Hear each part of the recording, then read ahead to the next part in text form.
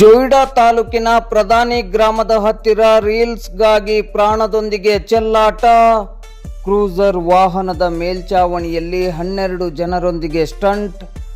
ದಾಂಡೇಲಿ ಗ್ರಾಮೀಣ ಪೊಲೀಸ್ ಠಾಣೆಯಲ್ಲಿ ಪ್ರಕರಣ ದಾಖಲು. ಸಾಮಾಜಿಕ ಜಾಲತಾಣದಲ್ಲಿ ಲೈಕ್ಸ್ ಮತ್ತು ಫಾಲೋವರ್ಸ್ ಪಡೆಯುವ ಸಲುವಾಗಿ ಸಾರ್ವಜನಿಕರ ಜೀವದೊಂದಿಗೆ ಚೆಲ್ಲಾಟವಾಡಿದ ಚಾಲಕನ ವಿರುದ್ಧ ದಾಂಡೇಲಿ ಗ್ರಾಮೀಣ ಪೊಲೀಸರು ಪ್ರಕರಣ ದಾಖಲಿಸಿ ಕ್ರೂಸರ್ ವಾಹನವನ್ನು ವಶಪಡಿಸಿಕೊಂಡಿದ್ದಾರೆ. ಈ ಬಗ್ಗೆ ಇಂದು ಶುಕ್ರವಾರ ಮಧ್ಯಾಹ್ನ 1 ಗಂಟೆ ಸುಮಾರಿಗೆ ಮಾಧ್ಯಮಕ್ಕೆ ಮಾಹಿತಿ ಲಭ್ಯವಾಗಿದೆ.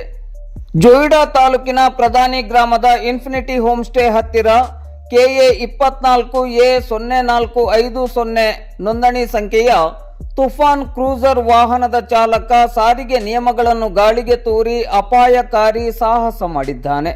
ವಾಹನದ ಬಾನೆಟ್ ಮತ್ತು ಮೇಲ್ಚಾವಣಿಯ ಮೇಲೆ 10 ರಿಂದ 12 ಜನರನ್ನು ಕುಳ್ಳಿರಿಸಿಕೊಂಡು ಅತಿ ವೇಗ ಹಾಗೂ ನಿರ್ಲಕ್ಷ್ಯದಿಂದ ಚಾಲನೆ ಮಾಡಿದ್ದಾನೆ. ಈ ಅಪಾಯಕಾರಿ ದೃಶ್ಯವನ್ನು ವಿಡಿಯೋ ಮಾಡಿ ಇನ್ಸ್ಟಾಗ್ರಾಮ್ ಖಾತೆಯಲ್ಲಿ ಹಂಚಿಕೊಂಡಿದ್ದಾನೆ.